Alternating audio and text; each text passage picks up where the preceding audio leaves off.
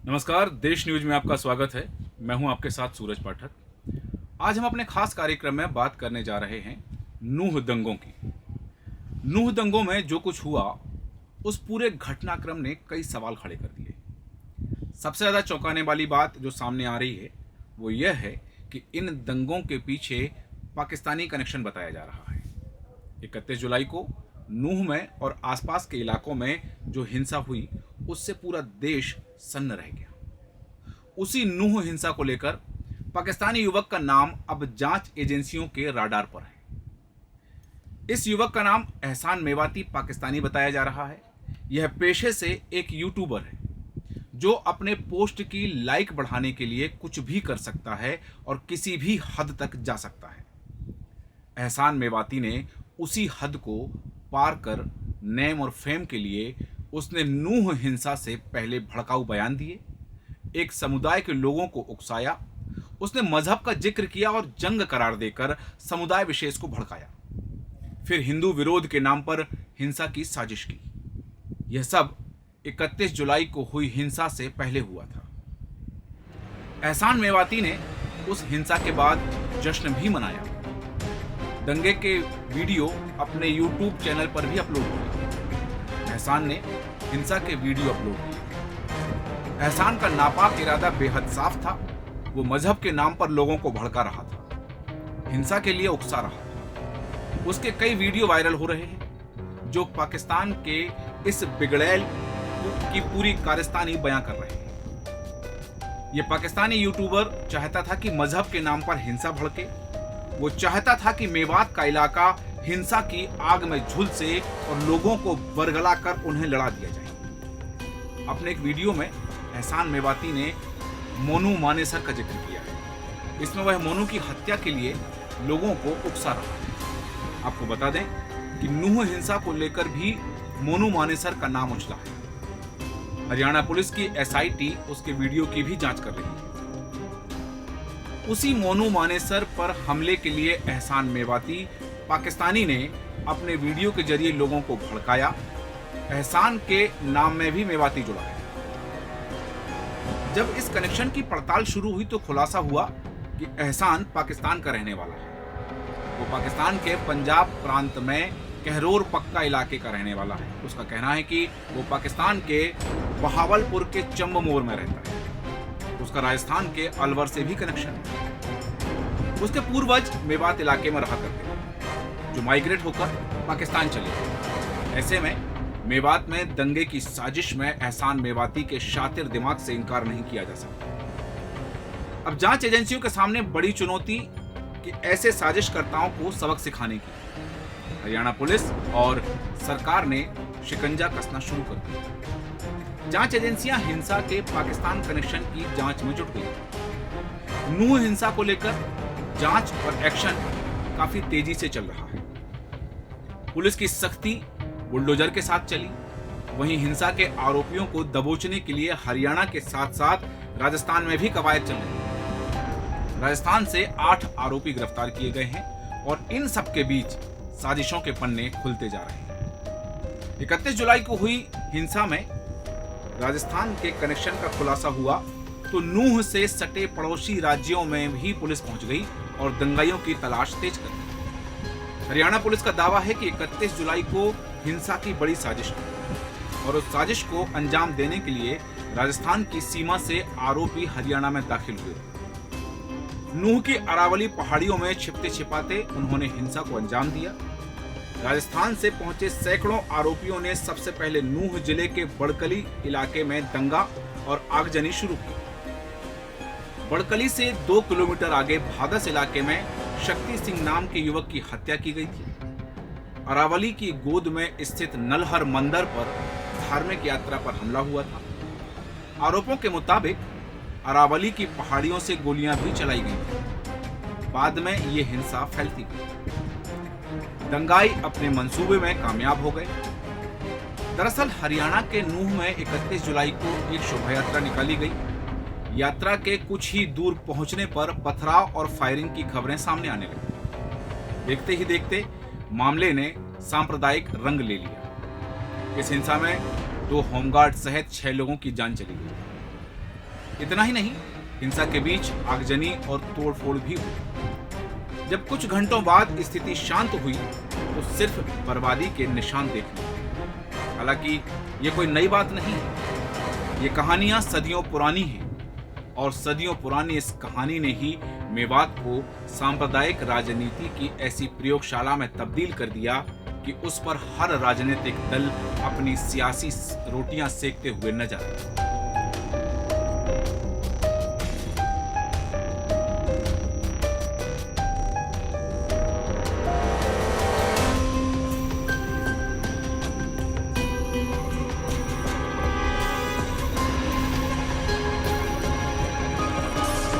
पाकिस्तान के यूट्यूबर ने अलवर राजस्थान की लोकेशन बताकर कुछ वीडियो अपलोड किए।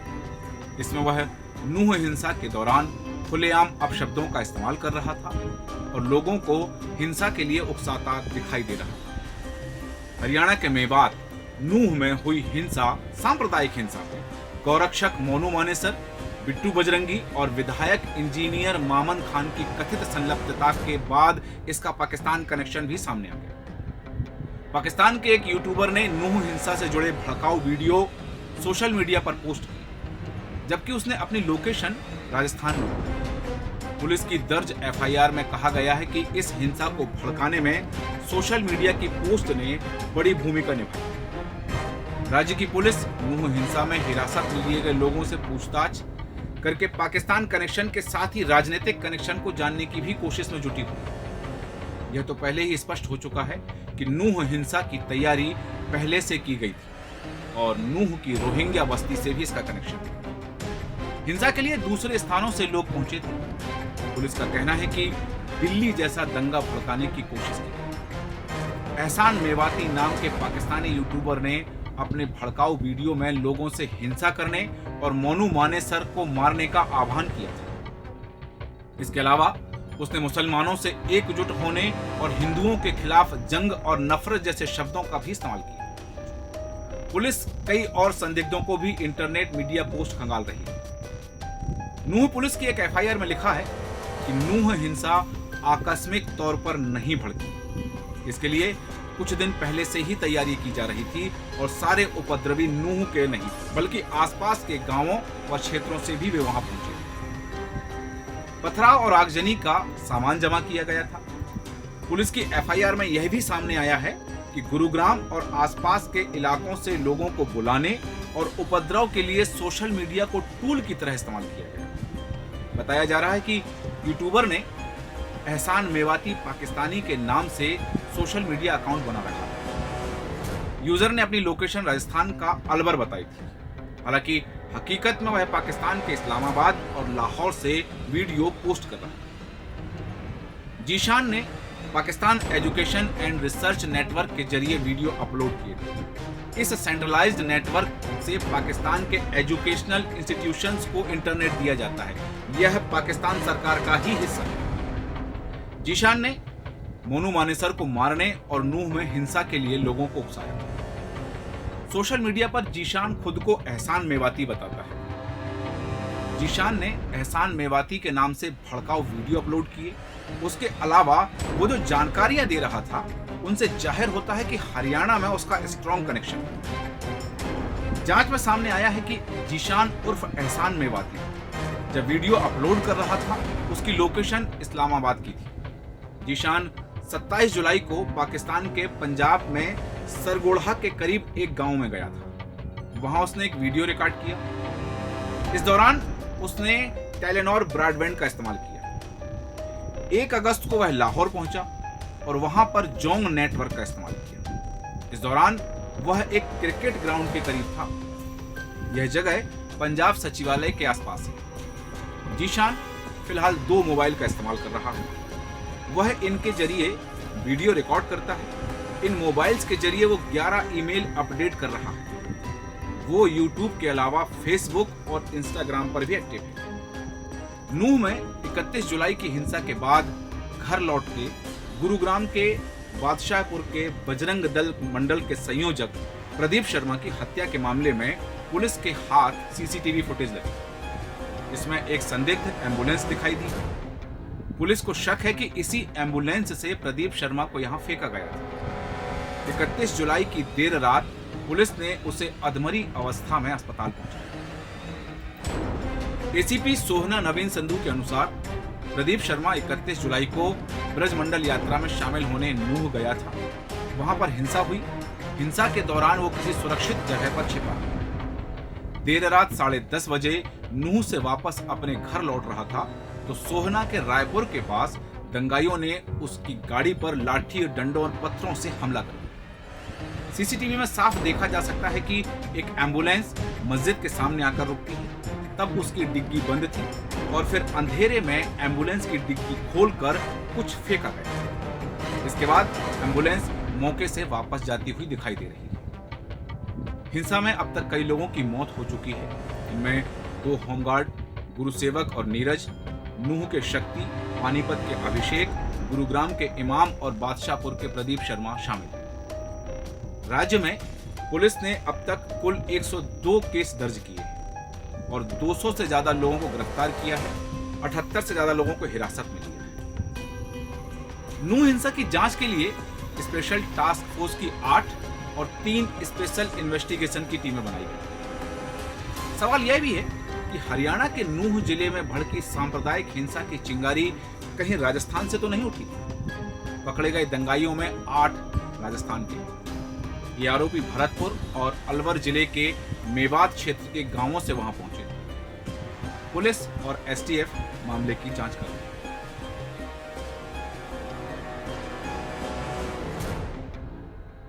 अभी बहुत से ऐसे राज सामने आना बाकी है जिनका सच पर्दे के पीछे है। लेकिन यह जानना भी जरूरी है कि बाबर से शुरू हुई इस कहानी का भारत पाकिस्तान बंटवारे और महात्मा गांधी से क्या कनेक्शन है। आखिर क्यों महात्मा गांधी की हत्या ने हमेशा के लिए मेवात को सांप्रदायिक राजनीति के अखाड़े में तब्दील कर दिया, और अब आखिर मेवात में ऐसा क्या है जिस पर सबकी नजर है। यह पटकथा आज की नहीं है। हम आपको बताते हैं कि क्या है इसके पीछे की कहानी, क्या है भारत पाकिस्तान के बंटवारे से इसका कनेक्शन। 19 दिसंबर 1947 में जब भारत पाकिस्तान का बंटवारा हो चुका था और नोआखली के दंगे शांत करवाने के बाद महात्मा गांधी मेवात के घसेरा गांव में पहुंचे थे। उन्होंने मेवात में रहने वाले मुस्लिम समुदाय के मेव लोगों से अपील की थी कि वो पाकिस्तान ना जाएं, क्योंकि उनकी सरजमीन भारत है और यही उनका अपना मुल्क है। मेव मुस्लिमों ने महात्मा गांधी की बात मान ली। वो पाकिस्तान नहीं गए, हिंदुस्तान में ही रह गए, क्योंकि वे यहाँ पर 12वीं सदी से रहते आ रहे थे। तब से जब बाबर ने महाराणा सांगा के साथ खानवा का युद्ध किया था, तब मेवात के नवाब थे हसन खान। मेवात का मतलब है मेव। मेव जो हैं तो मुस्लिम लेकिन मुस्लिमों से अलग हैं, जो हैं तो हिंदू लेकिन हिंदुओं से भी अलग हैं, जिनका मजहब तो मुस्लिम है लेकिन तौर तरीके हिंदू हैं, जो निकाह भी करते हैं और शादी भी, जो ईद भी मनाते हैं और होली दिवाली भी मनाते हैं। 1988 में दिल्ली के संगीत नाटक अकादमी की ओर से शैल मायाराम के publish paper the oral tradition of Mewat के मुताबिक मेवात करीब 7,910 वर्ग किलोमीटर का एक इलाका है, जिसमें राजस्थान के कुछ हिस्से, हरियाणा के कुछ हिस्से और उत्तर प्रदेश के कुछ हिस्से आते हैं। राजस्थान के अलवर की तिजारा तहसील, अलवर तहसील, लक्ष्मणगढ़ तहसील और किशनगढ़ तहसील के अलावा भरतपुर की डीग, नागर और कामन तहसील मेवात का हिस्सा है। हरियाणा के गुड़गांव का नूह, फिरोजपुर का झिरका मेवात का इलाका है। वहीं उत्तर प्रदेश में आगरा की छाता तहसील भी मेवात का ही इलाका है। ये सब मिलकर मेवात बनता है, जहां मेव रहते हैं, जो हैं मुस्लिम लेकिन खुद को राम, कृष्ण और अर्जुन का वंशज मानते हैं। ऐसे मेव मुस्लिमों की जमीन मेवात के नवाब थे हसन खान मेवाती। 1527 में खानवा के युद्ध के दौरान बाबर चाहता था कि हसन खान महाराणा सांगा के खिलाफ बाबर का साथ दे, क्योंकि दोनों ही मुस्लिम थे, लेकिन हसन खान ने महाराणा सांगा का साथ दिया। इस जंग में जीत भले ही बाबर की हुई और उसने हसन खान को मार डाला, लेकिन इस जंग ने हिंदू मुस्लिम एकता की जो मिसाल कायम की वो कुछ ऐसी बनी कि मेवात के मेव मुस्लिमों के तमाम दूसरे फिरकों से बिल्कुल ही अलग नजर आने लगे। वो अपना मजहब तो मुस्लिम बताते थे, लेकिन अपनी जाति राजपूत बताने लगे। वो ईद की खुशियां भी मनाते, मुहर्रम का मातम भी मनाते और रामनवमी और कृष्ण जन्माष्टमी भी मनाते। शादी करते तो निकाह मौलवी पढ़वाता, लेकिन हिंदुओं के दूसरे रिवाज भी अपनाए जाते। 1920 के दशक तक तो ये सिलसिला यूं ही चलता रहा, लेकिन इस दौरान दो अलग अलग धर्मों के दो अलग अलग आंदोलनों ने इस ताने बाने को बिखेर दिया। दरअसल उस वक्त क्षत्रिय सभा ने आगरा और मथुरा के आसपास रहने वाले उन मुस्लिमों की घर वापसी के लिए आंदोलन शुरू किया जो मलकाना राजपूत थे और जिनके पूर्वजों ने 200 साल पहले ही इस्लाम कबूल किया था। अब क्षत्रिय सभा ने आंदोलन शुरू किया तो मुस्लिमों को फिक्र हुई। पश्चिमी उत्तर प्रदेश के बड़े जमींदार घराने के वारिस मौलाना शाह इलियास ने तो अपनी सारी संपत्ति बेचकर मेवात में 100 मदरसे कायम किए ताकि घर वापसी कर चुके लोगों को फिर से इस्लामी तालीम दी जा सके। ये सभी वही मेयो मुस्लिम थे जिनका मजहब इस्लाम था, लेकिन उनके तौर तरीके हिंदुओं जैसे थे। लिहाजा मौलाना शाह इलियास ने तबलीगी जमात शुरू की जो लोगों के घर घर जाती और उन्हें नमाज पढ़ने के लिए प्रेरित करती। इसके एवज में स्वामी दयानंद सरस्वती ने शुद्धि आंदोलन शुरू किया और कहा कि जिस धार्मिक अधिकार से मुसलमानों को तबलीग और तंजीम का हक है, उसी अधिकार ने मुझे अपने बिछुड़े भाइयों को वापस अपने घरों में लौटाने का हक दिया। यहां से जो खाई पनपनी शुरू हुई तो इस खाई को कभी पाटा नहीं जा सका। राजनीतिक विश्लेषक बताते हैं कि स्वामी दयानंद सरस्वती मलकाना राजपूतों की घर वापसी कर उन्हें हिंदू बना रहे थे, तो मौलाना शाह इलियास मेव मुस्लिमों को इस्लाम की दीनी तालीम देकर नमाज पढ़ने के लिए प्रेरित कर रहे थे। इस बीच 1929 में अलवर के महाराज जयसिंह की ताजपोशी की रजत जयंती थी। उन्होंने खुद को राजऋषि और धर्म प्रभाकर घोषित कर रखा था, तो उनकी रजत जयंती मनाने में इतना बड़ा कार्यक्रम हुआ कि पूरा खजाना ही खाली हो गया। नतीजा ये हुआ कि महाराज जयसिंह ने लगान 4 गुना बढ़ा दिया। मेयो मुस्लिमों ने इसका विरोध किया और राजा के खिलाफ हुए इस विद्रोह में हिंसा हो गई। इतनी हिंसा हुई कि सैकड़ों मेयो मुस्लिम मारे गए। ये विरोध या विद्रोह 4 गुना लगान के खिलाफ था, लेकिन तब इसे सांप्रदायिकता का रंग दे दिया गया और इसे हिंदू राजा के खिलाफ मुस्लिमों की बगावत के तौर पर देखा गया। फिर तो कट्टर हिंदुओं ने हिंदुओं का साथ दिया और कट्टर मुस्लिमों ने मुसलमानों का साथ दिया। खाई बढ़ती चली गई। तब तक हो गया था भारत का विभाजन, और वो भी धर्म के नाम पर। तो हिंदू और मुस्लिम सीधे तौर पर 2 पालों में बट गए। हिंदुओं को हिंदुस्तान में रहना था और मुसलमानों को पाकिस्तान जाना था। कुछ ऐसे भी हिंदू थे जो पाकिस्तान में ही रह गए और कुछ ऐसे भी मुस्लिम थे जो हिंदुस्तान में ही रह गए, और जो जहां रहा वहां उसके खिलाफ ज्यादती हुई। पाकिस्तान में हिंदुओं पर तो हिंदुस्तान में मुस्लिमों पर, और इसका खामियाजा मेव मुसलमानों को भी उठाना पड़ा। उनके खिलाफ भी हिंसा हुई, और इतनी हिंसा हुई कि उनमें से लाखों मेयो अलवर और भरतपुर से थोड़ा आगे आकर उस जगह पर रहने लगे जैसे पहले गुड़गांव और अब गुरुग्राम कहा जाता है।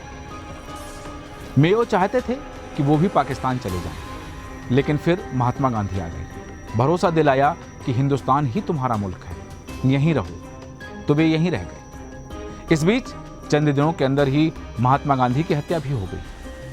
अब भरोसा देने वाला कोई नहीं था और पाकिस्तान ले जाने वाला भी।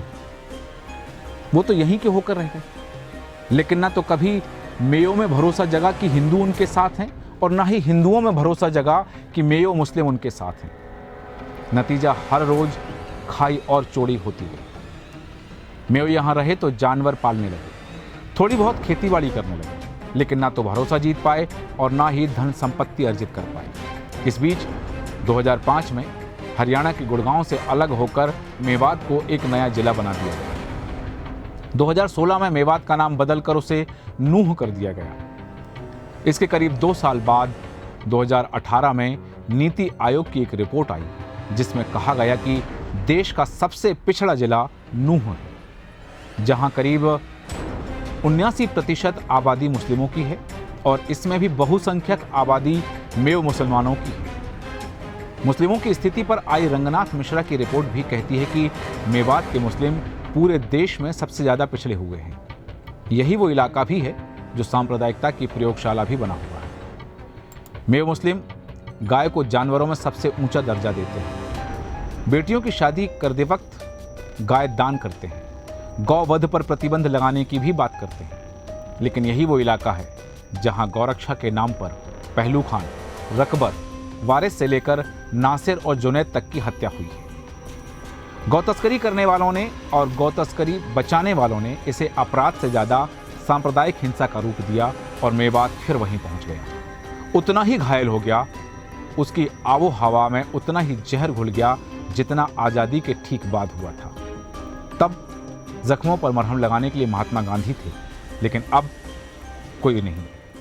एक बार फिर नूह में उसी दबी चिंगारी ने शोलों का रूप ले लिया और भड़क उठी सांप्रदायिकता की आग। कहते ही हैं कि जब दो लोग लड़ते हैं तो फायदा तीसरे को मिलता है।